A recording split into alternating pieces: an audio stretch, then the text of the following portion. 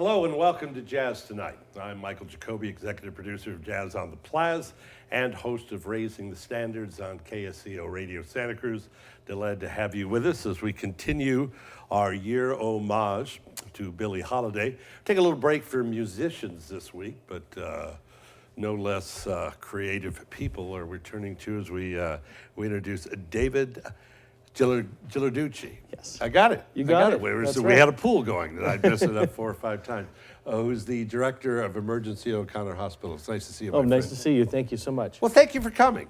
Absolutely. So Chilarducci, it's Swedish? Am I wrong? Oh, yeah, well, there was Chilarducci, but it was the Irish descent. No. On the other side. Strictly Northern Italian, yes. You have, first of all, we're delighted you're here, but you've got a background in Los Gatos.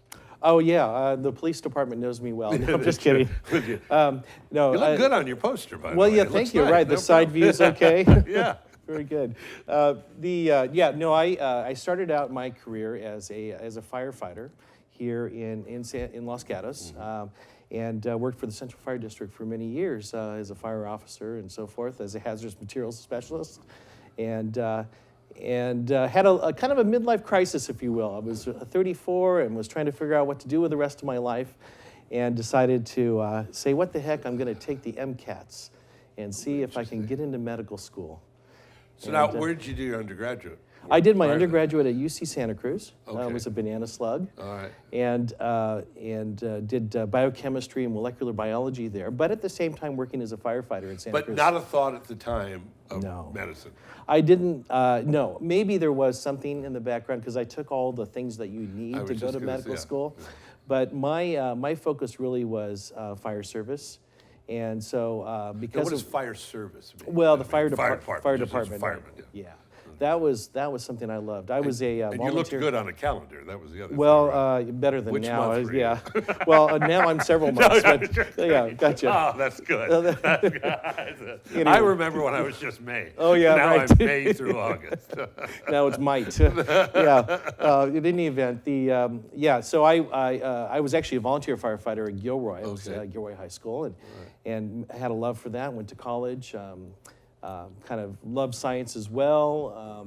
Figured out a way to combine science and the fire service together, and worked as a hazardous materials specialist here in Santa Clara County for a number of years for the fire department. Also as a firefighter. But, Now, those were the years with the first anthrax scare. Oh, well, anthrax came later. That was Came during later. my residency. Oh, Yeah, okay, you remember all right. that. Yeah, I do. yeah. You got some national press on that. Well, I did. When I was in medical school, I sort of leveraged my fire background, if you will, and wrote a paper on hazardous materials preparedness of hospitals, where we prepared to receive patients that were contaminated with chemicals. Where could we safely take care of them in the ER? And what I found was My that guess was a resounding no. Yeah, it was pretty bad. Yeah. So that paper got out in the press. I think the Chicago Tribune picked it up. It was an academic paper, not something anybody would normally read, right? And it got picked up in the press, and then lo and behold, when this anthrax thing happened, I got a call from Paula Zahn's crew at CNN, and they called me and said, "Can you be ready the next morning?" I was in the ER. "Can you be ready the next morning to go on camera?" So I went on camera and talked to her for a short time. So you were a firefighter during Loma Prieta. Oh, yes. Yeah, I was, as a matter of fact, at the Winchester station, Winchester and Lark when that happened. And it was quite an amazing thing. We ended up setting up an emergency operations center here at the City Hall. I will tell you a quick story about that, if you don't mind. We were all very hungry. There was no place to eat. We had no food. We were not prepared. And this very kind soul from the Chart House restaurant, is that still in town? No. Oh, okay. No, they fed a bunch of firefighters that went under. Yeah, right. It's not good for the profit margin, right? Especially the way we eat. But very kind soul came down to our emergency operations center, and she said, "Come on, we have some food back there." And so we traipsed through the restaurant. I had visions of steak sauce everywhere. The floor was just covered with a mess. Yeah. And we took some garbage bags and filled it up with dinner rolls, and there was these really nice desserts. And I said, "Well, I don't think there's any way we can take the desserts, but I just grabbed something for us to eat back at the Emergency Operations Center." Yeah. Well, we were saying off camera, '89. I was on my way to Mendocino with my wife, who was about to have her first child. And when those reports came out, people forget not only while the Giants game or the World Series stopped, right. but the first reports were the Bay Bridges collapsed. Yes, I mean, right. and that's why I was starting to think, well, I think I'll live in Mendocino because I ain't getting back. Yeah, the first report I had of the effect of the earthquake, other than what I saw there at Lorca Winchester, was Engine 3, which is here on University Avenue, coming downtown and reporting multiple buildings collapsed with cars buried, and I knew instantly this was something big, and that was an event that went on for days for us. Yeah. Okay, so now we'll fast forward a little bit. So you're sitting around the fire station. Did you cook any? Did you guys rotate cooking? We did. As a matter of fact, I got. They didn't like it when I cooked. See, I was the captain, but. Are you starting to realize why I don't bring notes of these? By the way. Oh, yeah. You're catching me This off is pretty guard, much right? flow of consciousness. No, I'm one of those cooks that uses every pan in the kitchen, right? And so if you cook, you don't have to do the dishes, right? So they didn't really like it so much when I cooked. That's true. But no, I did. I had those duties, and we did have some firefighters that were well-known cooks, and when an opening came up in a station, those people were in high demand. Yeah, let's say, hey, you want to come work at this station with us? And well, so many children's goals to become a fireman or a policeman. You reached one goal, and then you went, well, maybe I'll be a doctor instead. Yeah. Is that an epiphany? How'd that all come about? I don't have an easy answer to that. In fact, I've been asked that many times. And I left a successful career. I was in the middle of a deputy chief examination, promotional process. When I went up to Doug Sporleader's office, a longtime fire chief here, and said, Doug, I've been accepted to medical school, and I have to make a decision on what to do. And ultimately, I decided that I couldn't leave this. I would never know. Now, how old are you at this point? At this point, I'm 34. 34. So okay. older than the average med student. Sure. And, I said I just couldn't leave this opportunity behind. I had to know what it was like. And I knew what I was leaving behind. I mean, a civil service job, too. I mean, that's sweet. I know. And it was a profession I loved. Yeah. And I love the people that I work with. The department here is the most amazing fire department that I've ever good guys. been associated with. And wonderful. Very good people, yeah. So and then you became a batcher. Right? You went to Wisconsin? I actually went to Milwaukee. Oh, you went to So Milwaukee. the Badgers were a little farther west. It's Madison. Madison, that's right. Okay. Yeah. But in Milwaukee, if you're not wearing green and gold, as a green and yellow, then you really stick out as a sore thumb. And I had my 49ers shirt going into a bar in Milwaukee once. I think more nuns per capita than any place that's outside right. of the Vatican. Yeah, in fact, they had rosary beads for the Green Bay Packers that you could use. You could buy those things. It was just crazy. But so is that Wisconsin? Is it a Medical College of Wisconsin Okay. was once part of Marquette Medical School, sort of branched off from Marquette and became an independent medical school. So. Now, easy to get? I mean, of course, it's never easy to get into medical school, but did you do an interview with them? They say, oh yes. Wow, you're the oldest guy we've ever gotten. I mean, yeah, I was one of the oldest, that's for sure. And I interviewed all over the country. In fact, I got an interview. I was really quite surprised. Got an interview at Georgetown University. Really? In Washington. And that was early in the process. And at that point, I hadn't really firmly decided that I wanted to do this. So my ambivalence really showed through in that interview. And I said, I remember telling the person in Georgetown, I said, I really like my life right now. I love living where I live, and I love doing the work that I do. And she picked up on my uncertainty. And so didn't get into Georgetown.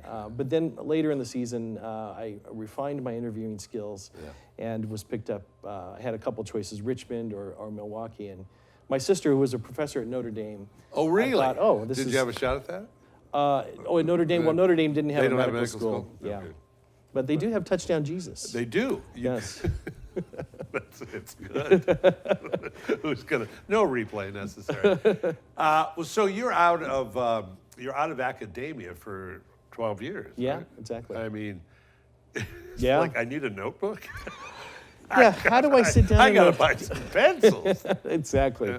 That was the biggest thing. Well, that's got to be seriously. I mean, it's Yeah. the mindset Yeah. of going back into that kind of because that's a different program. Exactly, right. And sitting, the first 2 years of medical school is about, well, I guess I was prepared. It's about drinking from a fire hose. Yeah. You know, it's about a lot of rote memorization. It's a lot of material. I remember my first year. What year is your first year in medical school? That was 96. 96. Okay. Yeah. And I had a biochemistry bachelor's, right? Yeah. That helped me through the first 4 days. midterm in the biochemistry course Okay. in medical Really? school. Yeah, and a lot had changed, of course, over the years, but it was like drinking from a fire hose. Is the best way to say it. I've never worked harder in my life than in medical school. And in medical school, are your first 2 years like general ed would be in college, Yeah. and then you get into your specialty? Yeah. The first year is typically basic sciences, embryology, anatomy. This is where you go into the anatomy lab, and you and 4 other people do a complete dissection of a human body. Right. And you spend a lot of hours in there in the lab. It's the basic sciences sort of thing. And then the second year, you tend to get into more of the disease processes with pathology, pharmacology, those other courses. And by the time you get to the third year, that's when you start typically getting out into the hospitals and doing your rotations. And we're known as the short coats there. Now, when you got there and got thrown into it, any second guesses? Any second doubts? Many times. Many times. You thought about Yeah. going back? There were many times I picked up the phone and I was going to call Chief Spore Leader back and say, hey, is there any way I can come back? But I was determined to stick it out. Yeah. And by the time I got to the clinical rotations in the third year and then the fourth year, I was now having more hands-on with patients, and I realized that this was the right direction for me. And, so we're it took a while. talking to David Chilarducci, who is Director of Emergency at O'Connor Hospital. Oh, O'Connor Hospital, yeah, we're going to talk about that. That's right, the sponsor, and we will in just a few. And we do. We're going to take a break and hear a word from O'Connor Hospital, part of Verity Health, and we'll be back to Jazz Tonight. At O'Connor Hospital, we're restoring health together, step by step, together. Because care is better together. O'Connor, together in health. At O'Connor Hospital, we're shortening your wait time. Because in an emergency, every minute counts. This is our commitment to you. O'Connor Hospital, together in health. Welcome back to Jazz Tonight. Michael Jacoby with you, with Dr. David Chilarducci. We left you in Wisconsin in the midst of medical school. What did your training in the fire services, what did you bring to the table from that to medical school? You know, I think the advantage I had over a lot of my classmates that came straight out of college was I had some life experience, actually life and death experience, if you could put it that way. Sure, that's good. Seeing people who were truly in need. And I think for me, I was completely bonded with this idea that I could help people in a way that I never could before. And so being a firefighter, that's what drove me to be a firefighter. To me, you know, it wasn't about fighting fires, although that was, you know, a big part of it. But the biggest part was the medical. Yeah. And people, when they're in severe need and help, I wanted to be there to help them. And that's why I chose emergency. I was going to say, so, yeah. I mean, emergency, it's got to be, I would assume, a similar mindset to a firefighter, is that you don't know what's going to happen. Yeah, that's true. You know you're going to help, and you know you got to help, but night or day, you know, you're prepared. You're on. I don't want to say on edge, but prepared that any minute this could happen. Yeah. But there's got to be a great rush from that standpoint as well. You know, the one lesson I learned, one lesson I took as a fire officer to the resuscitation room in the hospital was, as a fire officer, you pull up, you see 2 buildings on fire, you see somebody waving from a smoky window, and in your mind you're going, oh my God, I need help. But in reality, you're on the radio and you're sounding as calm and collected as you possibly can to give the report and to set up the rescue operation. Same thing in the Same thing, ER. You know, oh my God, this, you know, here's a young baby that's not breathing. Everything in my mind is going crazy, but I have to project a leadership role to the team. Sure. And I have to methodically go through the steps that need to be gone through to get it done. And so for me, I think that was the best preparation for medicine.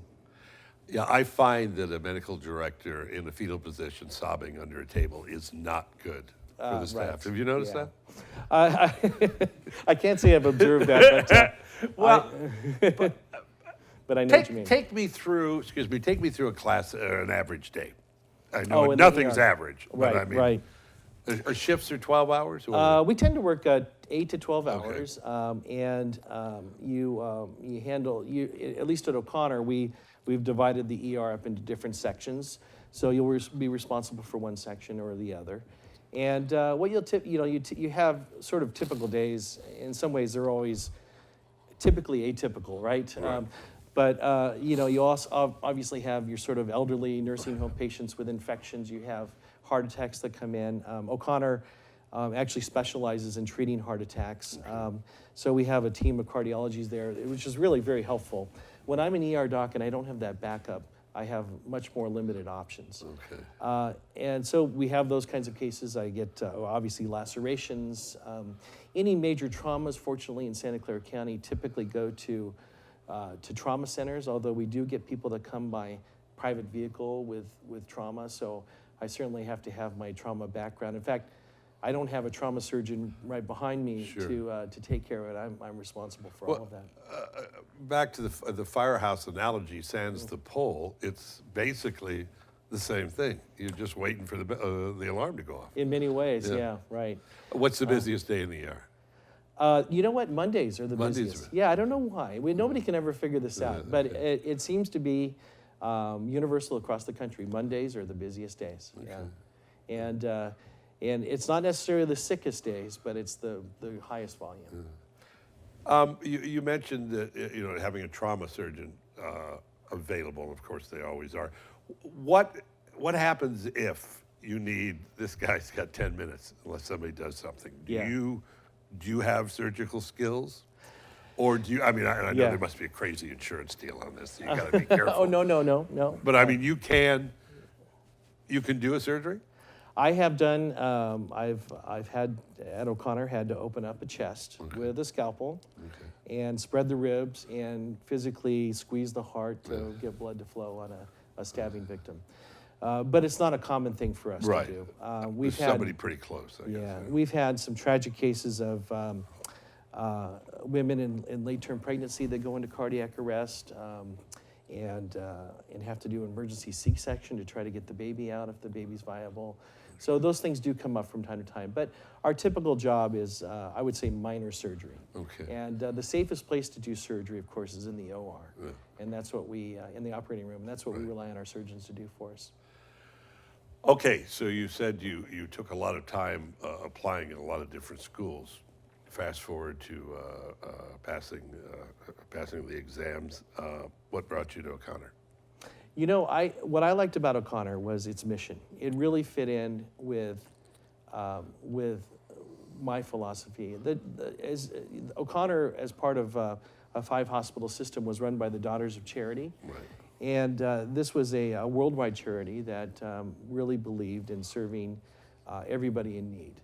And so for me, that seemed the most consistent mission. I had been a Kaiser physician before that, and Kaiser is a wonderful organization, but it's oriented in a different direction. Sure. And so that's what brought me to O'Connor, and I wanted to come back to this community as well. This is where I was a firefighter. I became an EMS medical director here in Santa Clara County for 10 years, straight out of residency, and really enjoyed working with the fire service here again in a different role, Right. as well as with the doctors here. And then the position became available at O'Connor? And the position came available at O'Connor a couple of years after I started. It's an interesting medical as the old parts is parts. And people think of hospitals are hospitals. Yeah. But they're not. Right. And it's asked somebody says, no, they're all the same. Where do you shop? Well, I only go to Whole Foods. Well, you see, there is a difference. Yeah. O'Connor has It's the oldest hospital. It is the oldest A hospital, wonderful not that structure, reputation. but yeah. No. First hospital in San Jose. First hospital in San Jose. Yeah, and Rich tradition. a rich tradition, kind of right there in the heart of San Jose, and so really, I think I think of it as the core of healthcare in Santa Clara County. Well, you alluded to their mission in the 30 seconds. Someone says to you, "What makes your hospital different?" How do you respond? I say we're about people that care about people, and we are there for everybody who comes to us. So we never turn anybody away.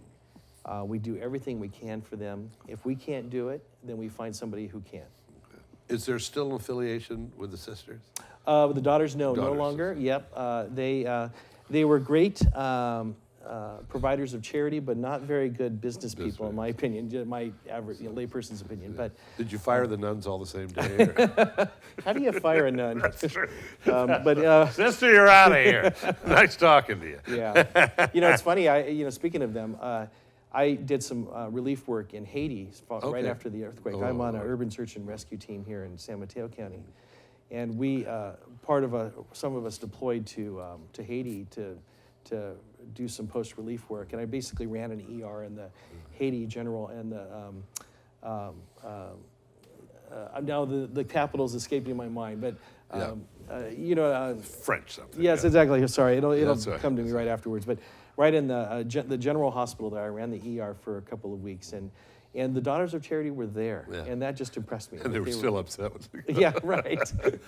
Well, you obviously have a heart that is an inherent need to give, an inherent need to take care of folks. I mean, it seems, if someone is psychoanalyzing you, it sounds like from the beginning you wanted to help.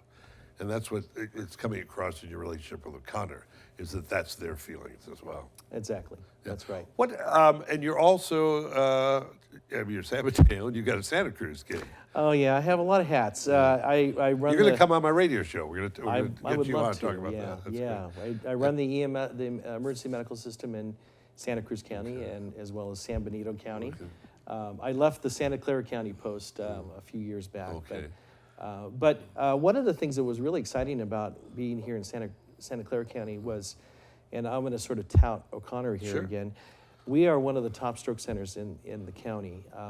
And part of that is because, and I wasn't affiliated with O'Connor at the time, but our county was, and I think most people don't know this, but I worked with the Stroke Awareness Foundation here, with other community leaders, with the hospital leaders, and we became the first county in California to redirect stroke patients from the field to a stroke center. Really? Yeah, isn't that surprising? Now you think of it as just being routine. If paramedics see a stroke, they take you to a stroke center. Right. That's where you're best cared for. Well, it's That interesting. wasn't automatic 10 years Someone ago. said to me once that if you think you have a stroke, or if you go into an emergency room, the thing to say is, "I have an excruciating headache, and I never have headaches." Mm-hmm. And sometimes that will, will get you Yeah. in a little bit quicker. Is that a good piece of advice? Well, it is. Obviously, you don't want to feign. No. Yeah. you know- No, I'm just talking. Yeah. But the interesting thing about stroke, and this is one of the problems with stroke. So first of all, people have chest pain for whatever reason, right? And there's a million reasons why you can have chest pain. Yeah. But people call for help. They go to the ER when they have chest pain. Everybody's aware of that. Even if they have left arm pain, they go. That's great. The problem with strokes is that most strokes don't hurt. Yeah. And when they do happen, they actually impair your ability to call for help. And so I really believe that it's people that are next to stroke patients need to understand the symptoms. And so Because you can't tell them. you can't tell them, right. And they may not recognize it themselves. And so we have people trained at the front desk who are looking for signs that even the patient doesn't know about to get them back right away. Because if there is any medical emergency that's more time sensitive, there isn't any more time sensitive than Even more than a heart attack. even more than a heart attack. The myocardium actually can survive a little while without red blood cells and without oxygen. But the brain, 3 to 5 minutes. That's it. So you need to be fast. And the faster we are, the better your outcome. So we emphasize speed upon speed when we see these patients. Well, and we've got only a couple minutes left, but if you're alone, I mean, what do you do? Yeah, what do you do? Well, I think having some awareness of what to look for is very important. Let's point that out. And the most important thing is you call 911. Okay. Because the paramedics are going to be the people next to you to And recognize if you're the slurring or symptoms. something, they're going to recognize it. Yeah, exactly. They're trained to do that. Quickly, growing up, you was fascinated with science? You do rockets and stuff? Or what? You know, rockets, yeah. Did you No, pull the legs off bugs? I or think what I did you- was fascinated with science early on. I remember my formative teacher was a 7th grade science teacher. There's always a turning point. in your Yeah, life when that there's a was the teacher. guy. Yeah, Bob Cooley. He was, and you know what's funny is my wife is a 7th grade science teacher. Really? Yeah. So, I think she's inspiring kids Yeah. in the future the same way. That's neat. Well, a delight to have you here. Thank you. And we'll see more of you in the future. You got to get over to a show. Have you come out to Jazz yet? No, I haven't. You need no. to get out. I will. You need yes. to come over and see a show. We'd love to host you. O'Connor Hospital, which is in the Verity Group. What are the other hospitals? You know offhand the other Yeah, hospitals? we have St. Louis hospitals. There's Seton up in Daly City, Okay. and there's 2 other hospitals down in the LA area. In the LA area. Okay. All right. Delight to see you, my Well, friend. thank you. It was a real pleasure.